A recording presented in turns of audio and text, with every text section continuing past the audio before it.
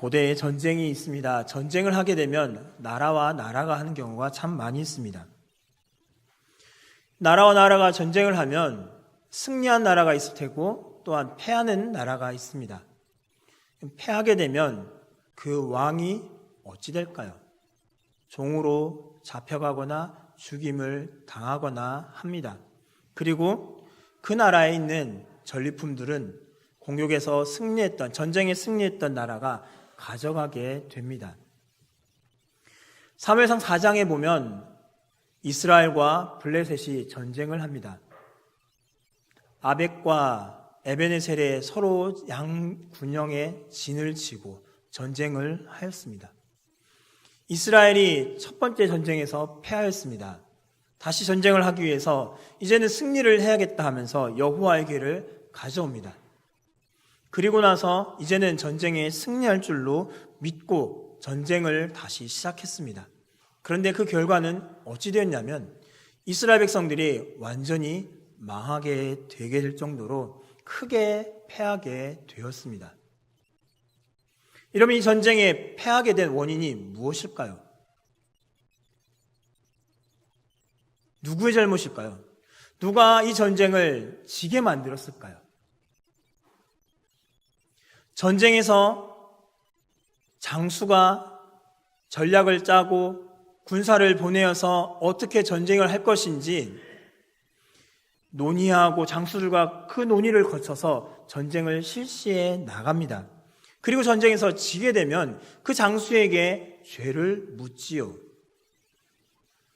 이 죄를 누구에게 물어야 할까요? 하나님의 궤가, 여호와의 궤가 지금 이스라엘 가운데 들어왔습니다. 하나님이 우리 가운데 계시니까 이스라엘 백성들이 승리해야 된다는 생각을 갖고서 전쟁에 나갔습니다. 전쟁에서 패했습니다. 누구에게 이 죄를 물어야 될까요?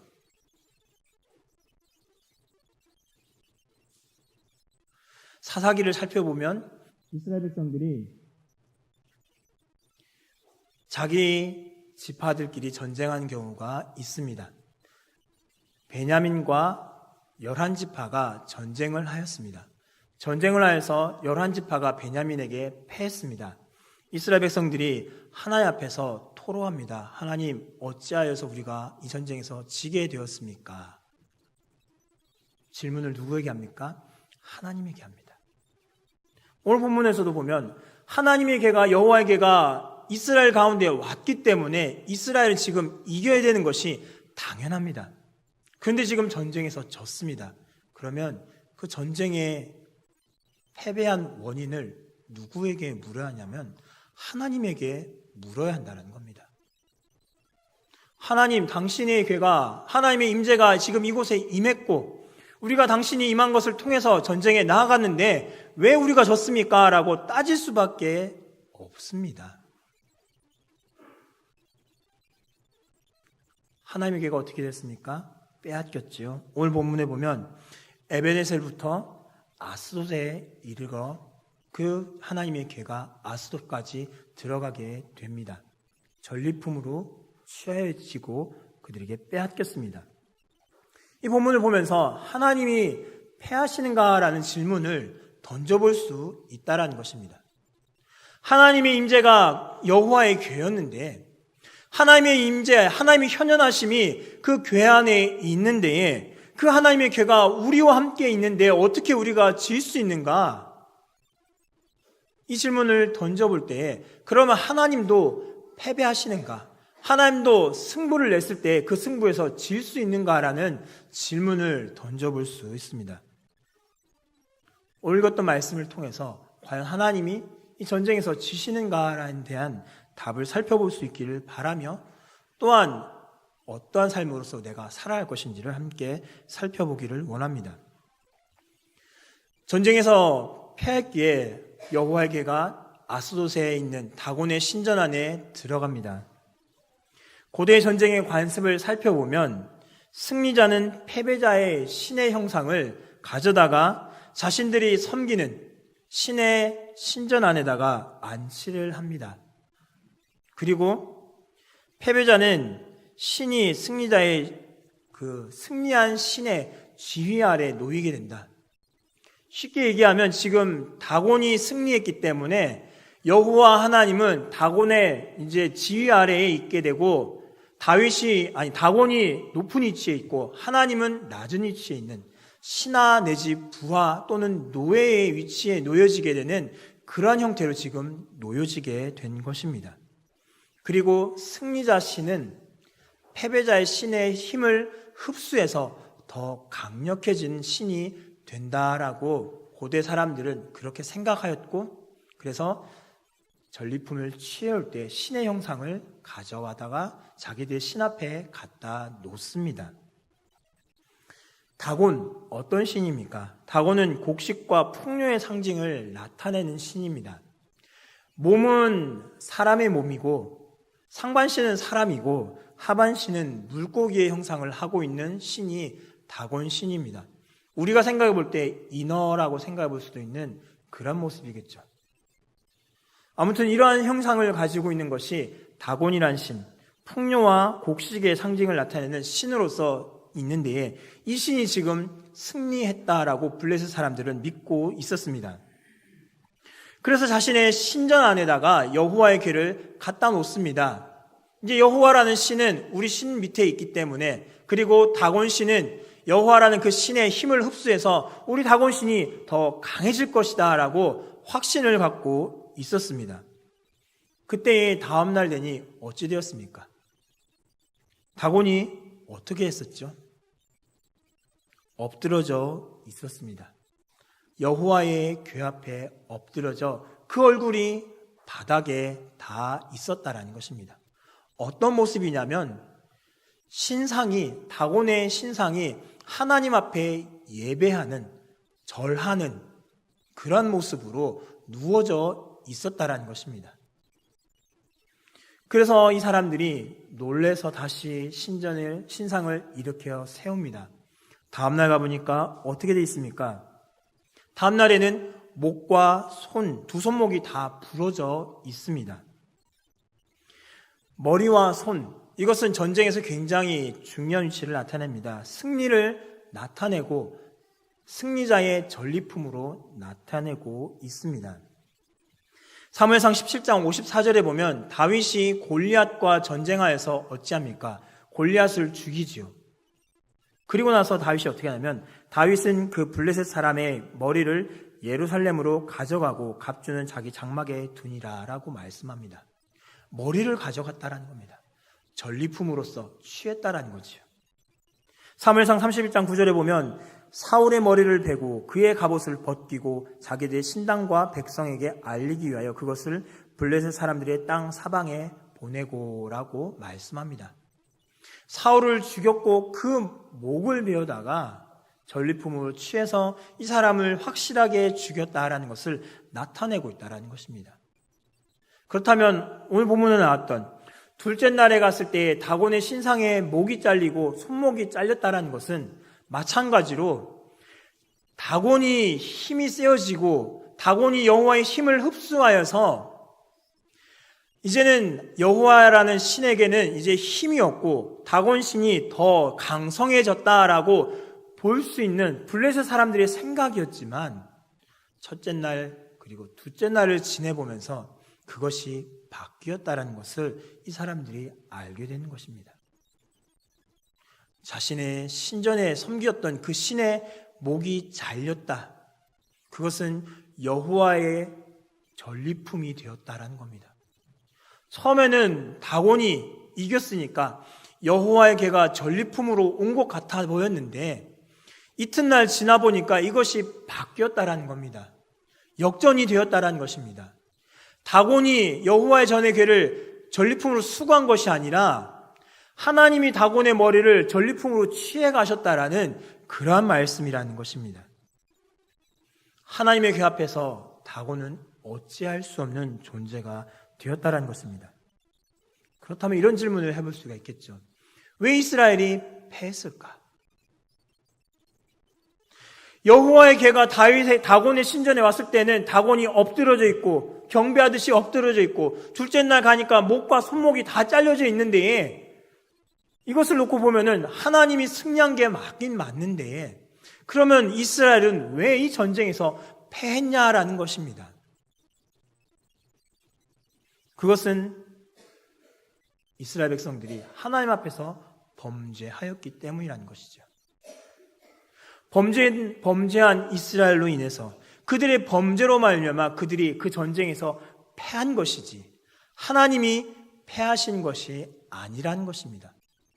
하나님이 가시는 어떤 곳에서도 하나님은 승리하시는 그 승리자로서 서 계시다는 것을 오늘 본문을 통해서 말씀하고 계시다는 겁니다.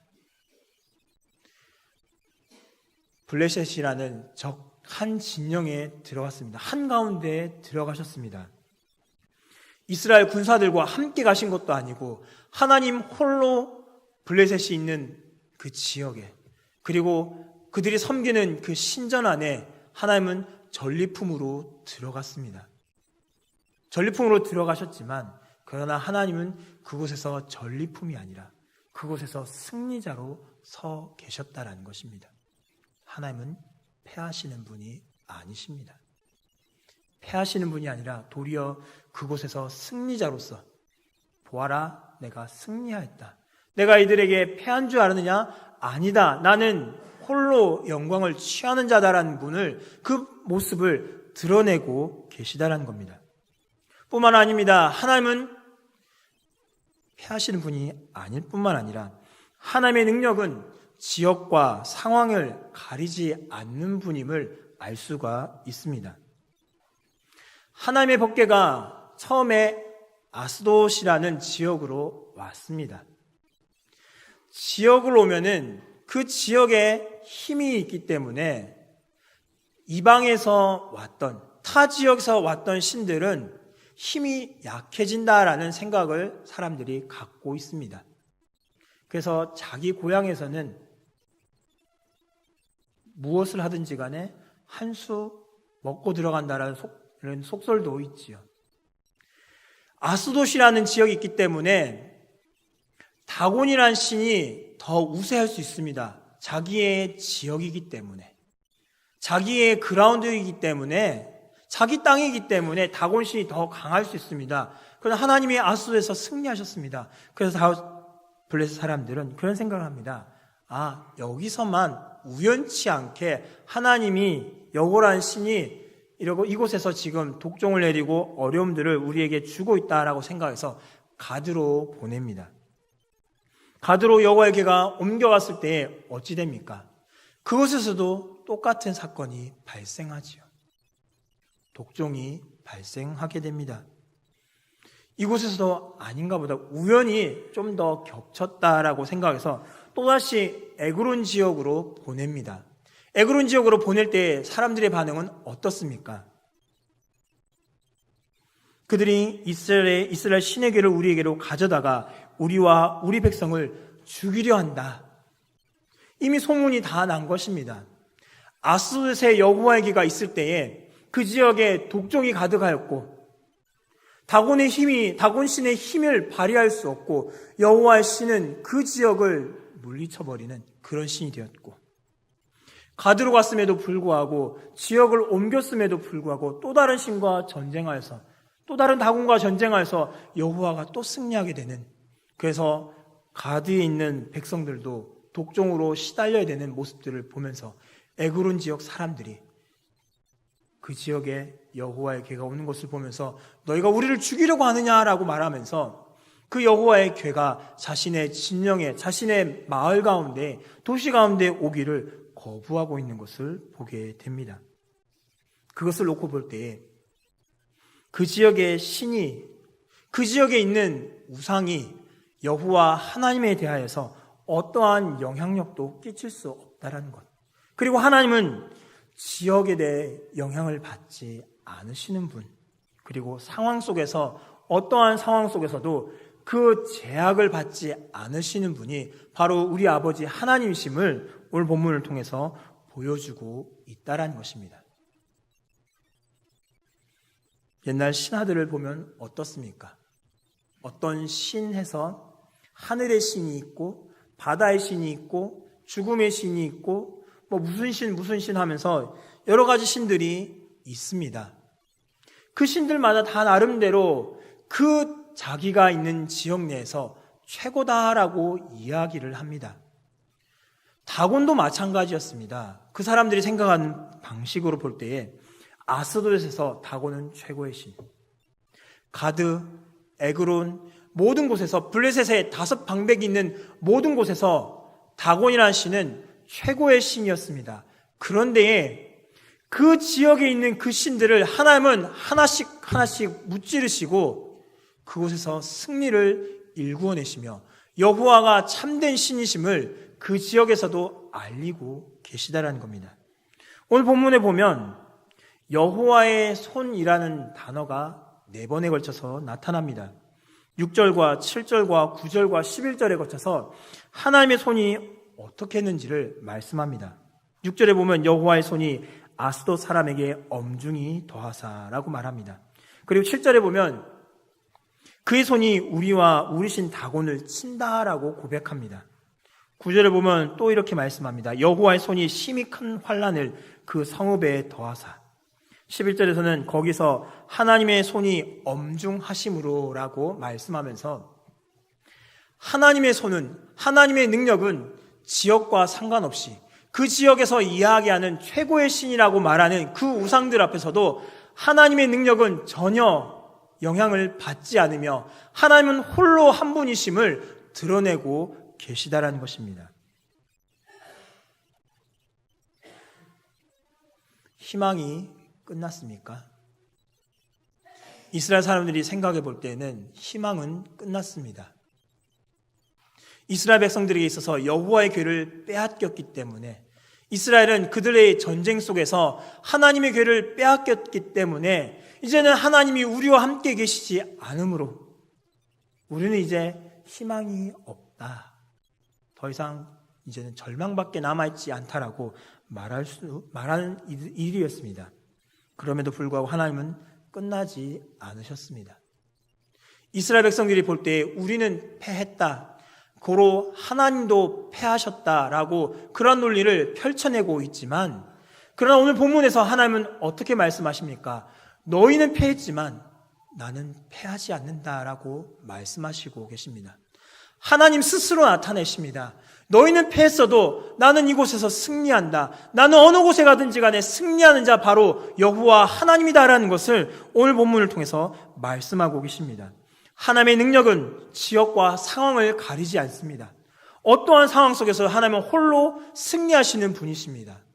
패하는 원인은 우리의 죄악 때문에, 나의 죄악 때문에 내가 패하고 우리가 패하는 것이지, 하나님이 패하시는 그러한 일은 절대로 없다라는 사실을 기억하시기 바랍니다. 하나님은 우리를 군사로 부르셨습니다. 하나님의 나라 위해서 헌신하며 하나님 나라 위해서 싸워가는 군사로 하나님께서는 저와 여러분을 부르셨습니다. 우리를 부르셔서 사용하십니다. 그러나 가끔씩 우리가 패배할 때가 있습니다. 그 패배를 느끼면서 하나님은 힘이 없으시는구나, 하나님은 여기까지밖에 못 도와주시는구나, 하나님 힘이 다 됐나 보다 라는 생각을 해볼 수 있습니다. 그러나 그것은 우리의 착각입니다. 우리의 잘못된 오해입니다. 하나님은 결코 패하시지 않습니다. 내가 패하게 된 경우는 내가 하나님 앞에서 범죄하였기 때문에, 우리가 하나님 앞에서 바로 서지 못했기 때문에 내가 범죄하였고, 내가 하나님께 범죄하고 하나님의 뜻을 따라 살지 않았으므로 하나님이 그 전쟁에서 패하게 하신 것이지, 하나님이 실패하시거나 하나님이 패하신 경우는 이때까지 없었다는 사실을 기억하시기 바랍니다. 하나님은 우리를 통해서 일하고자 하시고 우리를 군사로 부르십니다. 저와 여러분을 군사로 부르셨습니다. 우리를 통해서 하나님은 승리하기를 원하고 계십니다.